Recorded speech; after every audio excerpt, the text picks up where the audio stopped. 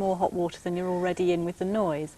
And this is something that comes up such a lot. People are always asking me how to go about it, and I think the best way is to stay the polite and friendly neighbour. As soon as you get a bit aggressive, they turn the volume up even more. Yes, I mean the last thing you want if you've got a noisy neighbour is a noisy, hostile neighbour, because you've really doubled the problems, haven't you?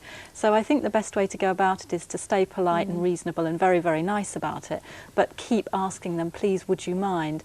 And I'm afraid that I do think that's the best approach, because once you really start calling in authorities and going to court, you've probably caused yourself more problems. But of course, neighbours, the personal variety, aren't the only sort. You may be living next to a pub or a building site or whatever, and then the problems take on a whole different turn. Yes, then you're tackling something considerably larger, aren't you? Yeah. In fact, at the end of last week, there in the newspapers, there was a story about how a man was fined £1,500 because his dog would not stop barking. And in fact, it goes back a long time. 2 years ago, he was asked to try and control it, and he hadn't been able to. And there'd been complaints from so many people all around the area that they actually fined him. But I'm not quite sure what you can do about a dog that won't stop barking. Well, anyway. Barking dogs are in fact 1/3 of the whole problem of noisy neighbours. Really? I mean, astonishing the numbers of people who are affected. Yes, very difficult to silence a barking dog. I mean, one chap actually went so far as to drown the next door's poodle, and I don't advise that, because he was taken to court and suffered quite severe penalties.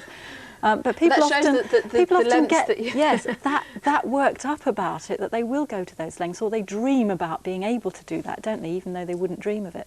Well, they wouldn't actually do it.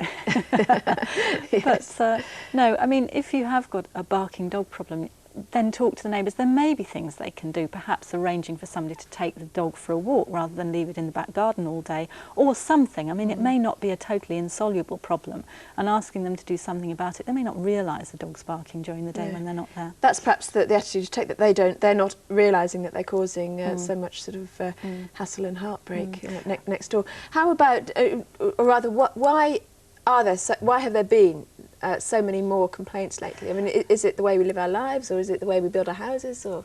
It's both of those things. I think both of those things are really quite important. I mean, the way we live our lives, psychologists say we're under much more stress when we go home from work. The thing we most want is a bit of peace and quiet. And if you go home and 10 minutes later you've got blaring music from next door, or the telly's on too loud, or the dog's barking, you tend to get very uptight about it. And you may tend to react quicker than you otherwise would do.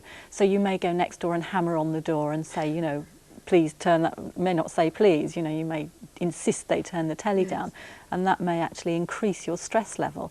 And the other thing which came out in a report recently by the Consumers Association was that 1/3 of people who've bought new homes and live in a house that's attached, a terrace or a semi-detached,